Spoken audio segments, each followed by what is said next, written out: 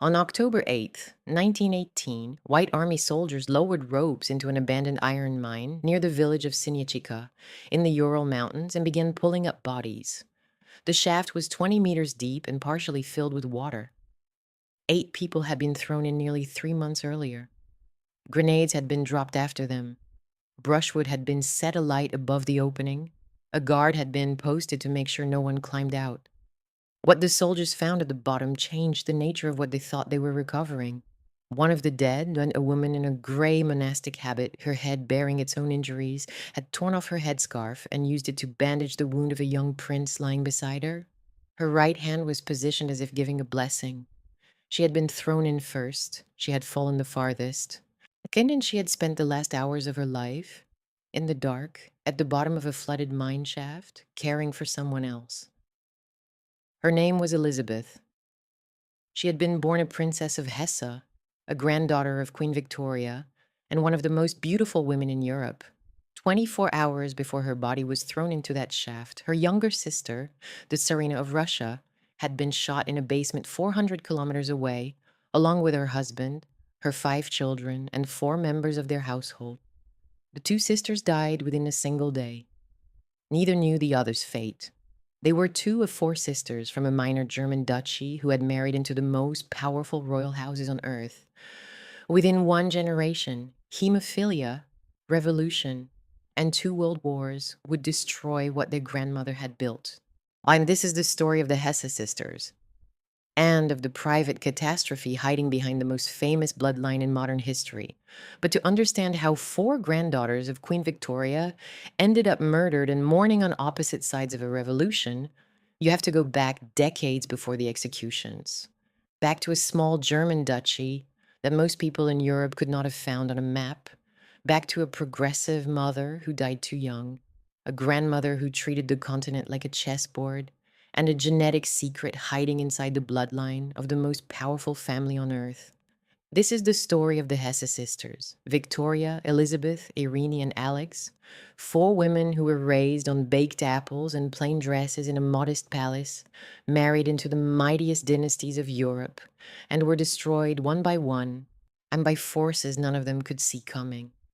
Hemophilia, revolution, war, and the slow, irreversible unraveling of a world that had seemed, from the outside, like the most privileged existence imaginable. The name Hesse meant very little to most people in the late 19th century. The Grand Duchy of Hesse and by Rhine was a minor German principality, roughly 800,000 people, predominantly Protestant, short on coal and iron ore, reliant on light manufacturing and agriculture. It had barely survived the Austro-Prussian War of 1866, saved only by its dynastic connection to Russia and a willingness to cede territory. By royal standards, the duchy was genteel poverty. The Grand Duke could not fund a residence befitting a daughter of Queen Victoria, as one court observer noted, with the low Hessian funds. And the family lived in the Neues Palais in Darmstadt, an Italian Renaissance-style building constructed between 1862 and 1865, its construction partly financed by Queen Victoria's own purse. They kept secondary residences at Schloss Wolfsgarten and Kranichstein Castle, but the lifestyle was modest by any measure that mattered. The children ate bread and baked apples with cinnamon for breakfast. They sewed their own clothes. They cleaned their own rooms. They wore plain dresses and learned practical skills that no princess on the continent was expected to know. But the Hesse children were not ordinary children. Their mother was Princess Alice, Queen Victoria's second daughter, and she was a woman who, in a different century, might have been a reformer, a physician, or a public health advocate. Born at Buckingham Palace at 4 in the morning on April 25, 1843, Alice Maud Mary was the third child of Queen Victoria and Prince Albert. Her father described her as the beauty of the family. She had dark chestnut hair, bright blue eyes, and what Victoria called darling Papa's nature, his self-sacrificing character and fearless devotion to duty. She was also sharp-tongued, easily provoked, and fiercely independent in ways that made the Victorian court uncomfortable. Alice toured London hospitals for wounded Crimean war soldiers at age 11. She formed an intellectual connection with the work of Florence Nightingale and carried that influence for the rest of her life. During the Austro-Prussian War of 1866, though heavily pregnant with Irene, she managed field hospitals across Darmstadt and founded the Princess Alice Women's Guild to run the state's military hospitals. She breastfed her own children, a practice Queen Victoria called abhorrent, writing that it made a woman more like a cow than a queen. She spoke openly about gynecology and women's health, prompting her mother to warn another daughter, "Don't let Alice pump you. Be very silent and cautious about your interior."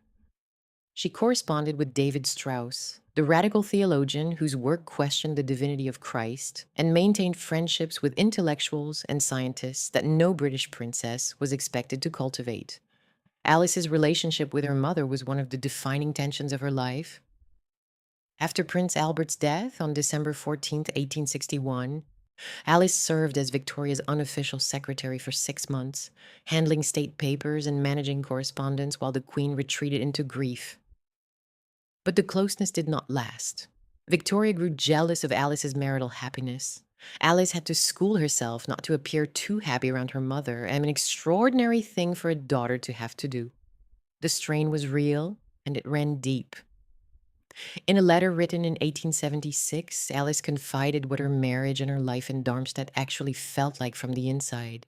She had longed for a real companion, she wrote, because apart from that, life had nothing to offer her in Darmstadt. She said she could have been quite happy and contented living in a cottage if only she had been able to share her intellectual interests. Alice married Prince Louis of Hesse on July 1st, 1862, at Osborne House on the Isle of Wight. The court was still in deep mourning for Prince Albert. Queen Victoria described the ceremony as more of a funeral than a wedding. Parliament approved a dowry of £30,000, roughly 3.5 million in today's terms. And Prince Albert himself had noted before his death that the sum would not allow Alice to do great things in the small realm of Hesse. Louis was dutiful, warm with his children, and showed them unusual physical affection for a man of his rank and era. But he was conventional, where Alice was restless. She once berated him for childishness and an apparent lack of intelligence. What Alice wanted from marriage, intellectual companionship, a partner who could match her curiosity, was something the kind limited Louis could not provide. It was a gap that widened with every passing year, even as the children kept coming.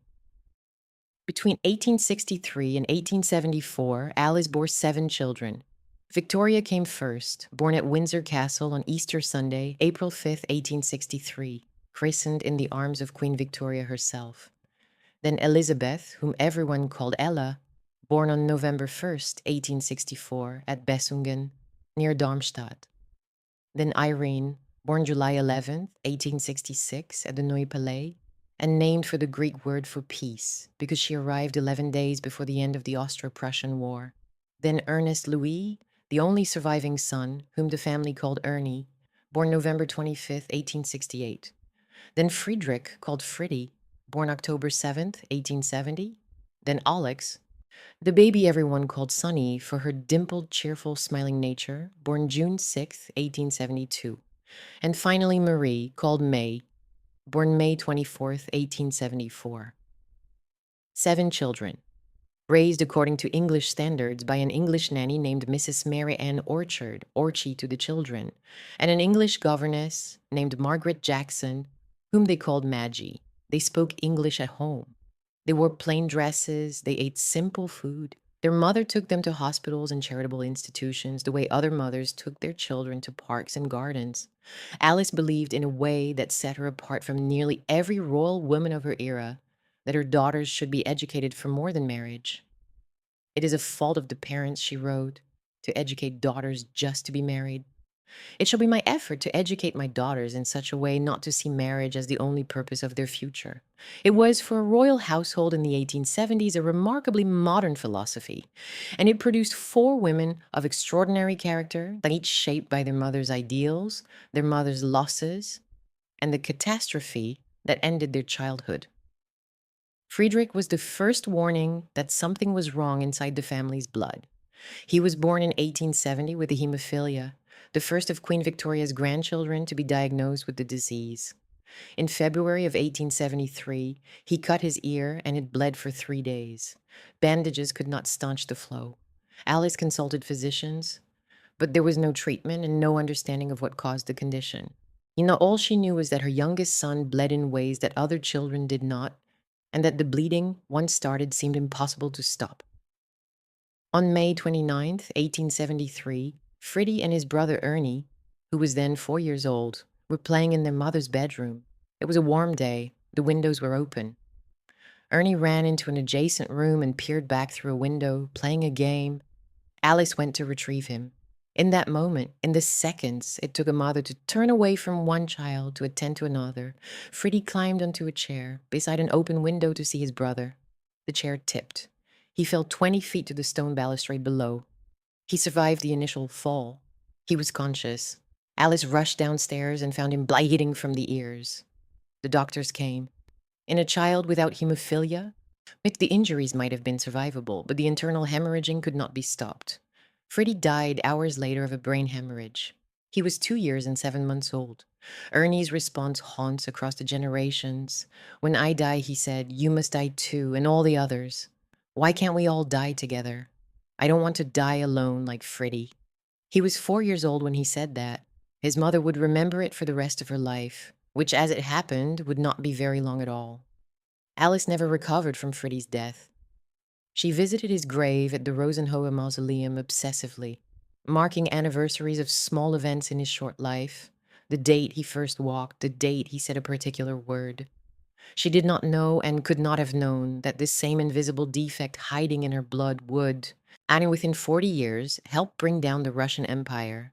But the pattern was already established. The gene that would ultimately destroy everything had already claimed its first child. And it had shown its method, ordinary childhood moments, a fall, a cut, a bump, becoming lethal because the blood could not do what blood was supposed to do. 5 years later, in the autumn of 1878, the family was devastated again, and this time the destruction was total. On November 5th, 15-year-old Victoria complained of a stiff neck. Diphtheria was diagnosed the following day. The disease was terrifying in the 19th century, a bacterial infection that produced a thick gray membrane across the throat, slowly suffocating its victims. Within a week, the epidemic had swept through the household. 6-year-old Alex fell ill. 4-year-old Marie fell ill. Irene fell ill. Ernest Louis fell ill. Grand Duke Louis himself caught it. Only Elizabeth escaped infection entirely. She was sent to stay with her paternal grandmother for safety. Alice nursed the others, moving between sick rooms, monitoring temperatures, administering what treatment was available, maintaining a rigid quarantine within the household.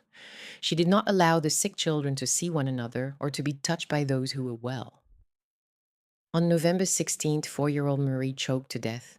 The gray membrane covering her throat grew so thick that she could no longer breathe. Alice was with her when she died. And then Alice made a decision that would define the next several weeks. She kept May's death secret from the other children. They were too ill, she reasoned, to absorb the shock. For weeks. The surviving children asked where their little sister was. Ernie, who had been particularly close to May, asked again and again, where was she? When would she come? Why couldn't he see her? When Alice finally told him, Ernest Louis broke down completely. The grief was so overwhelming, so physical, that Alice did the only thing a mother could do. She broke her own quarantine rule. She pulled her son into her arms and kissed him on the forehead. It was an act of pure instinct, the most ordinary gesture of maternal love, and it killed her. Alice fell ill on December 7th. On December 13th, Louis was told there was no hope. Her final words, whispered as she drifted in and out of consciousness, were "Dear Papa," calling for the father who had died 17 years earlier. She fell unconscious at 2:30 in the morning and died just after 8:30 on the morning of December 14th, 1878. She was 35 years old. The date shattered Queen Victoria. December 14th was the anniversary of Prince Albert's death, the 17th anniversary to the day. Victoria wrote that the coincidence was almost incredible and most mysterious. She poured her grief into a letter. My precious child, who stood by me and upheld me 17 years ago on the same day, taken, and by such a fearful, awful disease. Prime Minister Disraeli's eulogy in the House of Lords captured both the tragedy and the terrible irony. Alice's admirable self-restraint, he said, had guarded her through the crisis of this terrible complaint in safety. But it became her lot to break to her little son the death of his youngest sister. The boy was so overcome with misery that the agitated mother clasped him in her arms. And thus she received the kiss of death. There is something about that detail worth sitting with for a moment. A mother's instinct to comfort her grieving child, the most ordinary act of love imaginable, killed her. She had managed field hospitals. She had nursed wounded soldiers. She had maintained quarantine discipline through weeks of illness. And the thing that broke through her defenses was not the disease, it was her son's tears. She left behind 5 children, the eldest just 15, in a minor German duchy, with the most powerful woman in the world now determined to shape their futures. Queen Victoria stepped in immediately and with characteristic authority. She maintained monthly progress reports on the children. She approved their dress patterns. She dictated their educations. She summoned them regularly to Osborne House, Windsor Castle, and Balmoral, rotating the visits so that she could monitor their development. Victoria, the eldest daughter, assumed the role of surrogate mother at 15, managing the household, caring for her younger siblings, becoming the steady, practical center of a family that had lost its anchor. The grandmother and the granddaughter began a correspondence that would last 33 years, later published as advice to my granddaughter. But Queen Victoria had a larger project in mind than simply raising her orphaned grandchildren. She was, as the historian Deborah Cadbury described her, a mesmerizing Mrs. Bennett, sent with the Almanac de Gotha at her elbow and an empire's worth of marriage prospects to arrange. She had 4 granddaughters to place, and she intended to place them well. The 4 surviving Hesse daughters became known in royal circles as the 4 Graces, a reference to their beauty, their pedigree, and their extraordinary value on the marriage market of European royalty. Elizabeth was, by near universal agreement, one of the most beautiful women of the age. Her cousin, Princess Marie of Edinburgh, wrote that Ella's features were exquisite beyond words, that it almost brought tears to your eyes, and that one could never take one's eyes off her. Princess Eulalia of Spain called her undoubtedly one of the most beautiful women in Europe. The French ambassador, Maurice Paléologue, wrote that she was capable of arousing profane passions. Alex, the youngest of the 4, had reddish gold hair, a pale complexion, and was described as strikingly beautiful. Though she carried a gravity, a melancholy that had settled over her after her mother's death and never lifted. Victoria, the eldest, was considered interesting rather than pretty, more intellectual than decorative. Queen Mary would later exclaim, "Oh, Victoria, ever the blue stocking." Victoria accepted this with characteristic directness. She had just her mind, she said later. She accepted that she was not beautiful.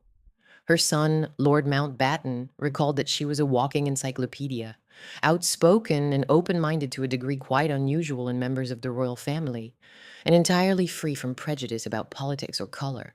Irene, the middle sister, was judged by her grandmother as not pretty, though she had a warm, peaceful temperament that earned her the family nickname Aunt Fuss. She and her future husband would become known as the very amiables for their gentle, unassuming natures. What Queen Victoria built with these 4 women was a network of dynastic alliances that stretched across the continent. She placed them like pieces on a diplomatic chessboard, each marriage extending her influence into a different European court. Victoria, the sensible eldest, married Prince Louis of Battenberg on April 30th, 1884, at the chapel of the Old Palace in Darmstadt. It was a love match, though Louis's morganatic background and his mother was Countess Julia von Hauke, later elevated to Princess of Battenberg, made him a controversial choice. Queen Victoria approved, though the wedding day brought its own scandal. That same evening, Victoria's father, Grand Duke Louis, secretly married his mistress, Countess Alexandrine von Hutten-Chapska. Queen Victoria was furiously indignant and forced him to annul the marriage. Victoria, the daughter, not the queen, began smoking at 16, flew in a Zeppelin in 1906, and later flew in a biplane, perching on a little stool holding onto the flyer's back. She was fearless, rational, and by every account, the person who held the family together after their mother died. Elizabeth married Grand Duke Sergei Alexandrovich, the fifth son of Tsar Alexander II of Russia, on June 15, 1884, at the chapel of the Winter Palace in St. Petersburg, with two ceremonies, one Lutheran and one Orthodox. Sergei was ultra-conservative, deeply religious, over 6 feet tall, what with pale green eyes and a neatly trimmed beard. He wore a corset in the Prussian style and was widely rumored to be homosexual. Alexander Mosolov, head of the Imperial Chancellery, recorded that Sergei's private life was the talk of the town. The historian Dan Healy writes that Sergei effectively stood at the head of an informal circle of influential homosexual men in Moscow society. When Sergei was appointed Governor General of Moscow, Foreign Minister Lambsdorff made a pun that circulated through the court. Moscow used to stand on 7 hills, and now it must stand on 1 bump. A piece of wordplay echoing the French word for sodomite. The marriage was childless. Their adopted daughter, Maria Pavlovna, later wrote that Elizabeth and Sergei seemed never very intimate. Thus that they met for the most part only at meals and by day avoided being alone together. Yet they shared a bed for all 20 years of their married life, and Elizabeth defended him with a loyalty that was fierce and absolute. "Let people shout about me," she said, "but just never say a word against my Sergei." In 1891, she voluntarily converted to Russian Orthodoxy, a step that was not required by her position, but that reflected the depth of her spiritual transformation in Russia. Whatever the marriage lacked in conventional intimacy, it gave Elizabeth something she had been searching for since her mother's death, a sense of divine purpose. Irene married her first cousin, Prince Heinrich of Prussia, Kaiser Wilhelm II's younger brother, on May 24, 1888, at Charlottenburg Palace in Berlin. But the wedding was overshadowed by the fact that Henry's father, Emperor Frederick III, was dying of throat cancer and would be dead within a month. Queen Victoria was displeased that she had not been consulted about the courtship. The family presented her with a fait accompli. Henry was personally popular and diplomatic, lacking his brother's egotism. He wrote of Irene in 1887, "Indeed, I may be called happy, as Nini is really as true and honest as gold. To think that one so dear and good can love a monster like me makes me mad." It was a genuinely happy marriage. But Irene carried a secret in her blood that would not reveal itself until her children were born. And then there was Alex, the youngest, the baby, Queen Victoria's acknowledged favorite granddaughter. The girl who signed her letters to her grandmother, "Your loving and grateful child," not grandchild. Alex had met the future Tsar of Russia at her sister Elizabeth's wedding in St. Petersburg in 1884. She was 12. Nicholas, the Tsarevich, was 16. "I'm Nikki," he said when they were introduced. "I'm Sonny," she replied. "Yes, I know," he answered. He called her sweet little Alex in his diary that night and declared that they loved each other. They scratched their names into a window pane with a diamond. It was a childish gesture. It was also, as it turned out, a prophecy. For years, the families fought the match. Queen Victoria liked Nicholas personally, but feared what Russia would do to Alex. "The more I think of sweet Aleky's marriage," she wrote, "the more unhappy I am, on account of the country and the awful insecurity to which that poor child will be exposed." Nicholas's mother, Dowager Empress Maria Feodorovna, was more blunt. She declared that the youngest daughter of an undistinguished Grand Duke was not worthy to marry the heir to the Russian throne.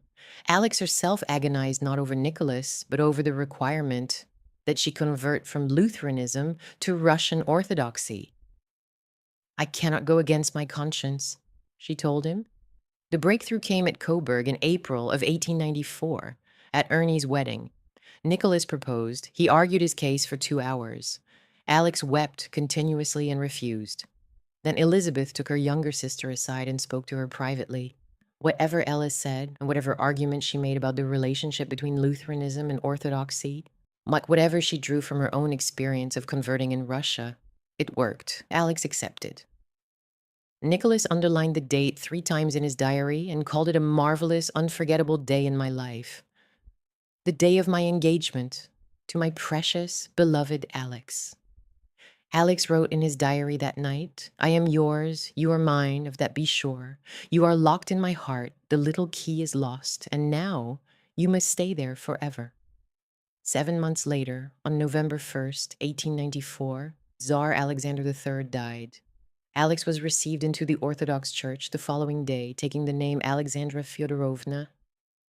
The funeral procession from Crimea to St. Petersburg stretched across days and was ominous in ways that no one at the time fully understood. Silent crowds lined the road. It was straining to see the young empress to be riding alone in a carriage, heavily veiled in black, behind the coffin of the dead Tsar. Old women crossed themselves and murmured, She has come to us behind a coffin. She brings misfortune with her. Alexandra herself felt it. She wrote to her sister Ella that the wedding had seemed like a continuation of the funeral liturgy for the dead Tsar, with one difference. She wore a white dress instead of a black one. They married on November 26, 1894, in the Grand Church of the Winter Palace. 1 week after the funeral, on the Dowager Empress's birthday, which permitted a brief relaxation of court mourning. There was no reception and no honeymoon. The morning after, Alex wrote in Nicholas's diary, Never did I believe there could be such utter happiness in this world. I had such a feeling of unity between two mortal beings. I love you.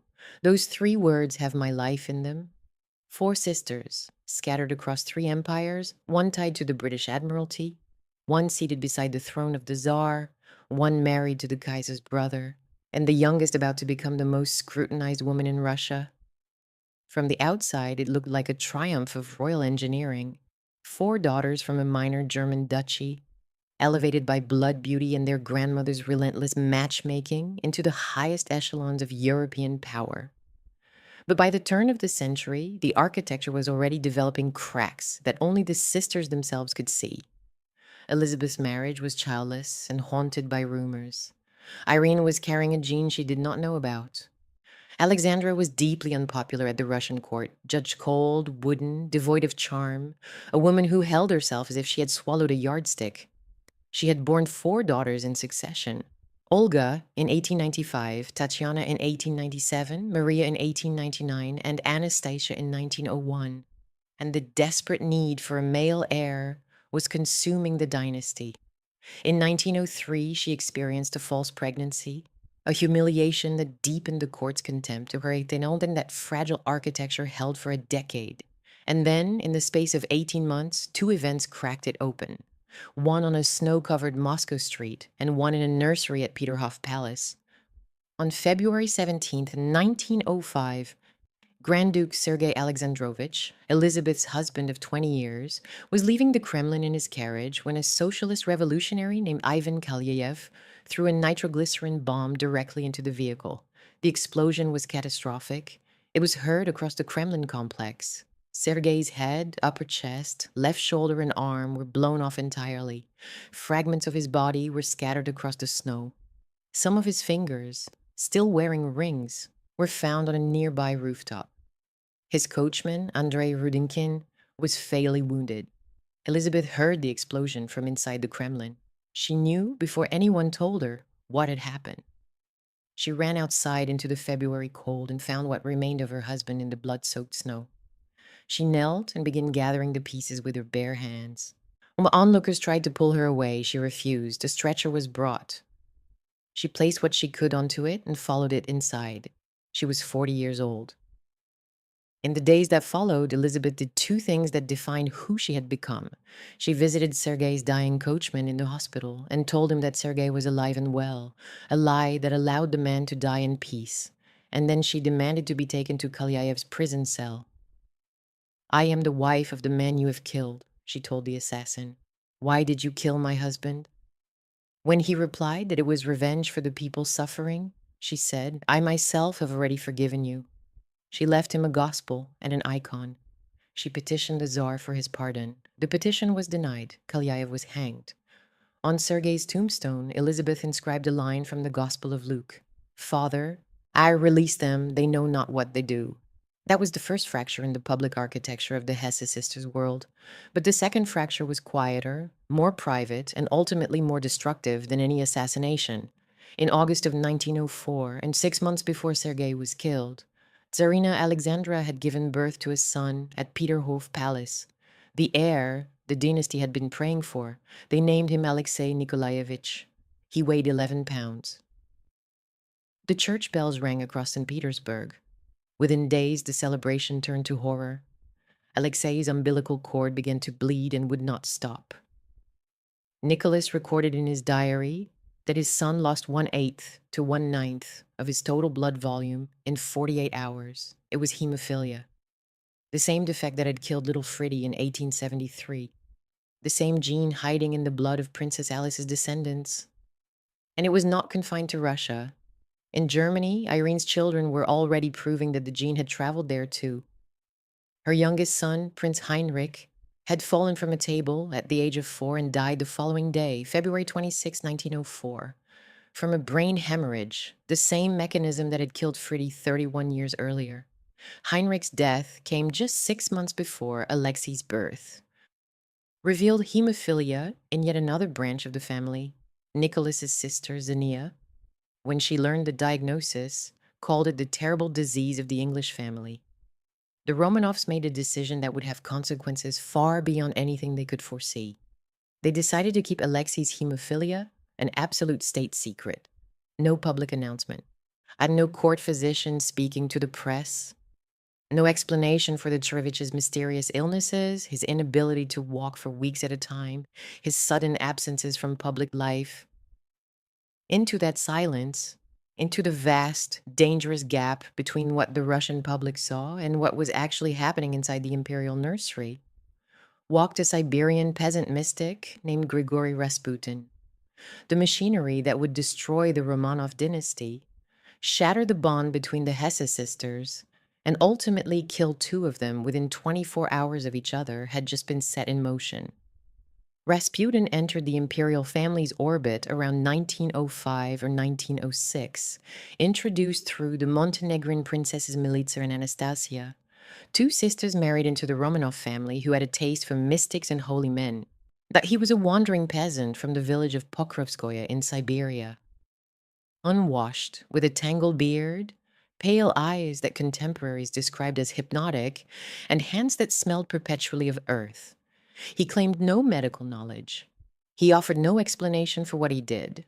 What gave him his power over the Tsarina was simple, specific, and devastating in its implications. He appeared to be able to stop the Tsarevich's hemorrhages when no doctor in the Russian Empire could.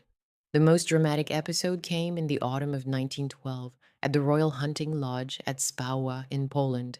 Alexei, then 8 years old, had been jolted during a carriage ride. A massive hemorrhage bloomed in his left thigh and groin, swelling his leg until it drew up against his chest. The boy screamed for days. His temperature climbed. The swelling spread across his abdomen. The imperial physicians told Alexandra there was nothing more they could do. Last rites were administered. A bulletin was prepared for public release announcing the heir's death.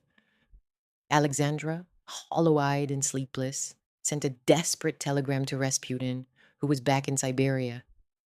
His reply arrived the following day. God has seen your tears and heard your prayers. Do not grieve.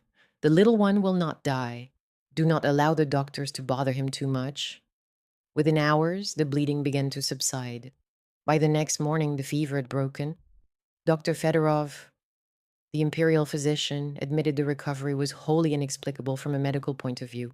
That modern historians have suggested that Rasputin's most crucial intervention may have been persuading Alexandra to keep the doctors away from the boy, specifically to stop them from administering aspirin, a common analgesic at the time and, unknown to anyone in 1912, a powerful blood thinner that would have made the hemorrhaging catastrophically worse.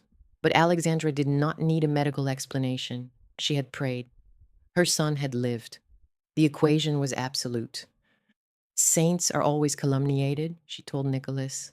He is hated because we love him. There is something about that dynamic that is worth sitting with. Alexandra was not a foolish woman. She had studied philosophy at Heidelberg University.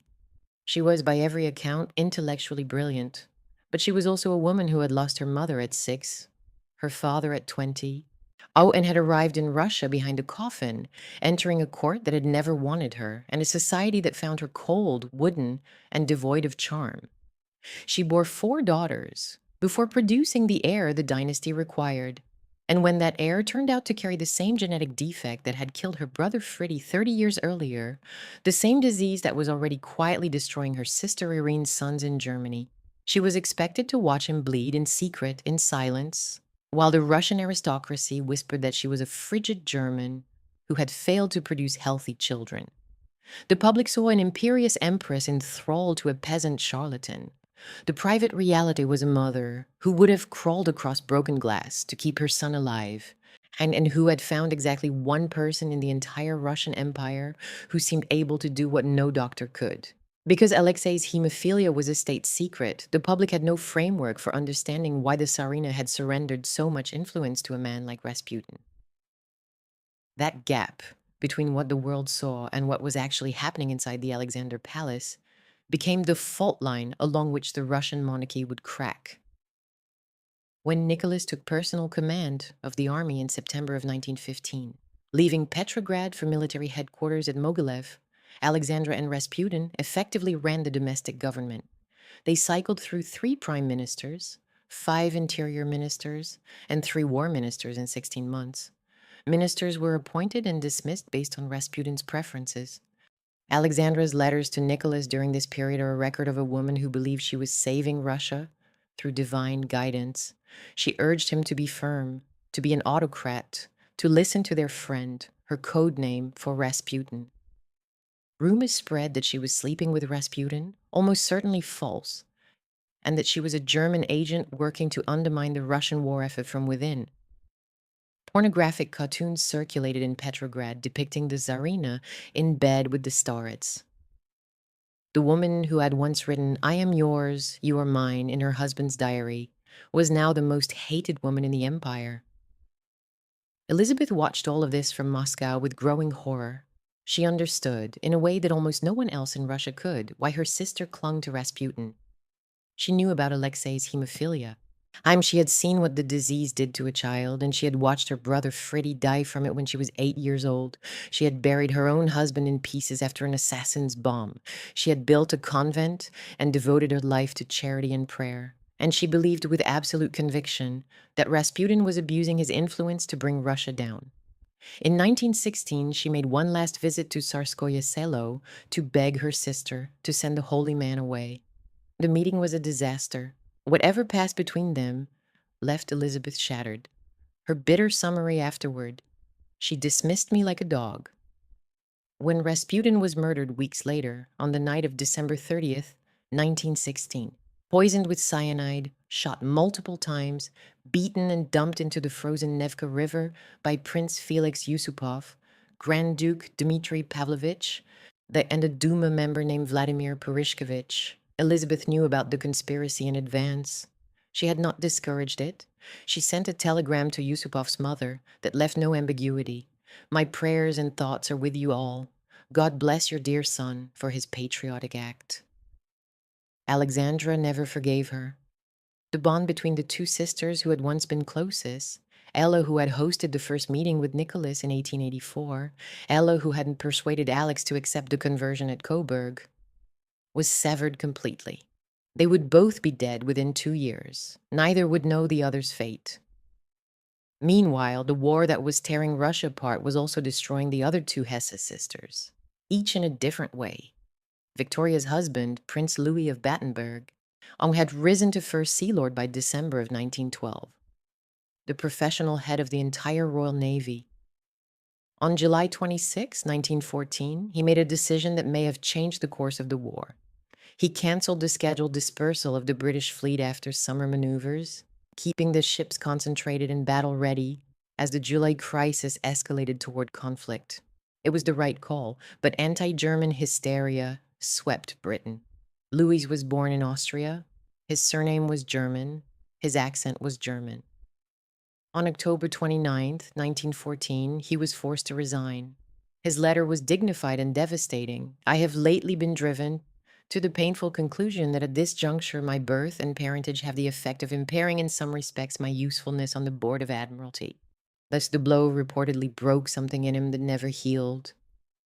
In July of 1917, the family renounced their German titles and adopted the anglicized surname Mountbatten. Louis was created Marquis of Milford Haven, but the humiliation of having served the Royal Navy for 46 years and being driven out because of the name he was born with followed him to his grave. Irene's situation was the most impossible of all. Her husband, Prince Heinrich of Prussia, was commanding the German Baltic Fleet. Her sister Victoria's husband had just been hounded from leading the British Navy. Her sister Alix was Empress of Russia, an allied power fighting against Germany. Communication between the sisters was severed entirely. Irene could not write to Victoria in England. She could not reach Ella or Alix in Russia. The four women who had grown up sharing plain meals, English nursery rhymes, and the shattering grief of their mother's death in a modest palace in Darmstadt were now scattered across 3 warring empires, unable to send each other a single letter. The last time all 4 sisters had been in the same room was November 3rd, 1910, at the consecration of a new mausoleum in Darmstadt, where the remains of their parents and their dead siblings Fridie and May were reinterred. They never gathered again. They never would. The February Revolution came in March of 1917. Nicholas abdicated on March 15th. The imperial family was imprisoned, first at the Alexander Palace at Tsarskoye Selo, then transferred to Tobolsk in western Siberia in August, and finally, in the spring of 1918, as to the Ipatiev House in Yekaterinburg, a confiscated merchant's residence that the Bolsheviks renamed the House of Special Purpose. The windows were sealed, whitewashed from the inside, and nailed shut. A 4-meter-high, double wooden palisade surrounded the building. 300 guards rotated shifts watching them. The family was allowed 30 minutes of outdoor exercise twice a day, forbidden to speak any language but Russian, and required to ring a bell each time they needed to use the bathroom. On July 16, 1918, Alexandra wrote her final diary entry. She noted something that puzzled her. The kitchen boy, Leonid Sednev, had been sent away from the house, supposedly to visit his uncle. She wondered if it was true and whether they would ever see the boy again. It was the last thing she ever wrote. The boy had been removed so that the execution squad would not have to kill a child who was not a Romanov. That evening, the commandant of the house, Yakov Yurovsky, assembled his execution squad. He distributed 12 revolvers and assigned each man a specific victim. The truck that would carry the bodies to a disposal site did not arrive until 1:30 in the morning on July 17th, causing an anxious 2-hour delay. Once it was in place, Yurovsky sent a doctor to wake the family. He told them to dress and come downstairs. They were being moved because of unrest in the town. It took the family approximately 40 minutes to get ready. Alexandra took the time to put on her shoes and corset. 11 people were led down the stairs and into a semi-basement room, roughly 6 meters by 5. Nicholas carried Alexei, but who could not walk. The boy's joints were swollen from a recent hemorrhage. Alexandra asked for chairs. According to one account, Yurovsky's assistant smirked and said they wanted to die in chairs. Very well, they would bring them chairs. 2 were brought. Alexandra sat in one. Alexei was placed in the other. Nicholas stood beside them, slightly to the right. Behind and around them stood their 4 daughters: Olga, 22, Tatiana, 21, Maria, 19, and Anastasia, 17, along with Dr. Eugene Botkin, a maid named Anna Demidova, who was clutching a pillow stuffed with jewels, a cook named Ivan Karitonov, and a footman named Alexei Trupp. Yurovsky stepped forward and read from a sheet of paper. "Nikolai Alexandrovich," he said, "in view of the fact that your relatives are continuing their attack on Soviet Russia, that the Ural Executive Committee has decided to execute you." Nicholas turned toward his family. "What?" He said, "What?" According to one witness, he whispered, "Forgive them, for they do not know what they do." Yurovsky raised his revolver and shot Nicholas in the chest. The guards opened fire from the doorway, several shooters standing behind one another, firing over each other's shoulders into the small room. The space filled with gun smoke and plaster dust so thick that the executioners could barely see. Dr. Botkin was killed almost immediately. The cook and the footman fell, and then something happened that none of the killers had anticipated. Bullets began bouncing off the Grand Duchesses and ricocheting around the room. Alexandra and her daughters had sewn diamonds, rubies, some and other precious stones into the linings of their corsets. 18 pounds of jewels in some accounts, as a safeguard in case the family was separated. The gems acted as makeshift body armor. Bullets struck the stones and deflected back, hitting walls, ceiling, and even the executioners themselves. Anastasia and Maria survived the initial volley.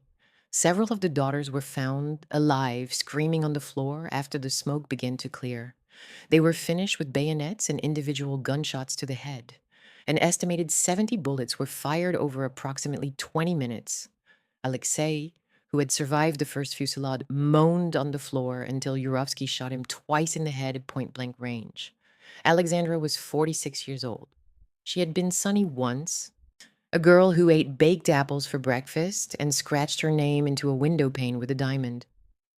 One day later, on the night of July 17th to 18th, 1918, Elizabeth was taken from the Napolnaya school in Alapayevsk, where she had been held, to an abandoned iron mine near the village of Sinyachika, about 18 kilometers away. She was 53 years old. She wore her gray monastic habit.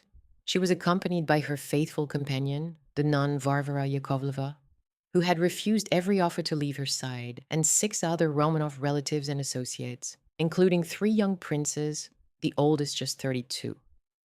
All were blindfolded and beaten. Elizabeth was thrown into the shaft first. It was 20 meters deep and partially filled with water.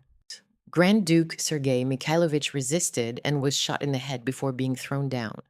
Grenades were dropped into the darkness. Then something happened that the executioners had not expected. According to the testimony of one of the killers, Vasily Ryabov, after the grenades exploded, they heard singing rising from the bottom of the shaft. The survivors were singing the Orthodox hymn, Lord Save Your People. More grenades were thrown. The singing continued. Brushwood was shoved into the opening and set alight. A guard was posted to ensure no one climbed out. When White Army forces recovered the bodies on October 8, 1918, they found that Elizabeth, despite injuries to her own head, had torn off her monastic headscarf and used it to bandage the head wound of Prince Ioan Konstantinovich. Her right hand was positioned as if in the gesture of a blessing. Her body was found nearly incorrupt. 2 sisters, murdered within 24 hours of each other. One in a basement in the Urals, one at the bottom of a mine shaft. Neither ever learned what had happened to the other. Victoria found out only after the armistice. So did Irene. The news arrived in fragments. Rumors first, then terrible confirmation. Victoria, who had once driven past the very house in Yekaterinburg where Alex would later be shot, absorbed the fact that 2 of her 3 surviving siblings had been killed within a single day. Irene, on the German side, had been cut off from her sisters entirely. She learned that Ella and Alex had been killed by revolutionaries only after the silence of the wartime communication finally broke. Victoria remained in England, a woman who had lost her mother at 15. 2 sisters to revolutionary violence, and a husband whose spirit had been broken by the country he had served for nearly half a century. Lewis died of heart failure on September 11th, 1921. Victoria lived on at Kensington Palace, becoming a central matriarchal figure among Europe's surviving and displaced royals. In the 1930s, she largely raised her grandson Prince Philip during his parents' separation and his mother's institutionalization. Philip recalled that she took the practical approach, the right combination of the rationale and the emotional. On December 15th, 1948, Victoria attended the christening of her great-grandson Prince Charles as a godparent. She died on September 24th, 1950, aged 87, insisting it was better to die at home. Irene's final decades carried their own particular cruelty. Her youngest son, Heinrich, had died of hemophilia at age 4 in 1904. Her eldest son, Waldemar, also hemophilic, had survived into adulthood against the odds, married, and lived carefully for decades. In the spring of 1945, recovering from a stomach hemorrhage and fleeing the Soviet advance, Waldemar reached Tutzing in Bavaria. His doctor found a blood donor. A transfusion stabilized him. But on May 1st, American forces overran the area and diverted all available medical resources to the liberation of the nearby Dachau concentration camp. Unable to receive another transfusion, Waldemar suffered fatal internal bleeding. He died on May 2nd, 1945. He was 56 years old. Germany surrendered 6 days later. The gene that Alice had carried unknowingly from Darmstadt in 1862 had now killed Irene's son 6 days before the war that had consumed Europe finally ended. Irene spent her remaining years at the family estate at Hemmelmark, eventually moving to a cottage on the grounds so the main house could serve as a home for elderly Red Cross workers. She died on November 11th, 1953, aged 87, the last surviving child of Princess Alice.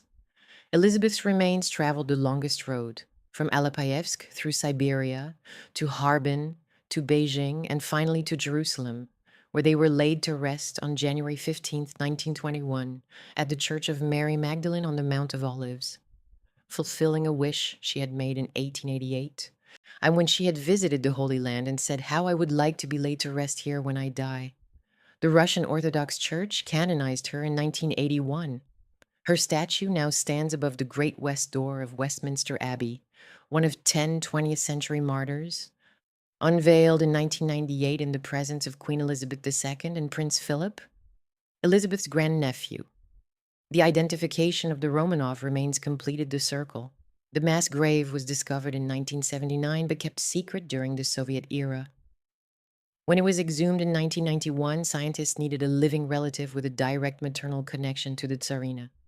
The chain ran from Queen Victoria to Princess Alice, to her eldest daughter Victoria of Hesse, to Victoria's daughter Alice of Battenberg, and to Alice's son, Prince Philip, Duke of Edinburgh. Philip gave a blood sample. The mitochondrial DNA was an exact match.